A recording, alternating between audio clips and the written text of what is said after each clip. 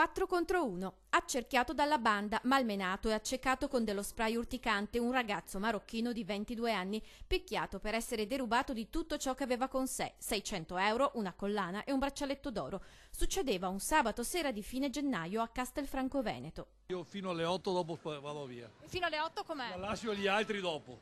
Io avrei paura a star qua da sola. Queste le voci impaurite che avevamo raccolto, oggi la svolta. Un'operazione che è durata qualche mese e alla fine abbiamo ottenuto un buon risultato. I responsabili dell'aggressione avvenuta nei bagni della stazione ferroviaria sono stati identificati e denunciati dai carabinieri per rapina e lesioni. Sono 4 connazionali del giovane tra i 19 e i 21 anni, residenti a Castelfranco e Resana. Fondamentale è stata la testimonianza della vittima e le immagini delle telecamere di videosorveglianza. Incastrati dalla testimonianza puntuale e diretta della vittima e poi anche grazie alle telecamere di videosorveglianza della stazione ferroviaria.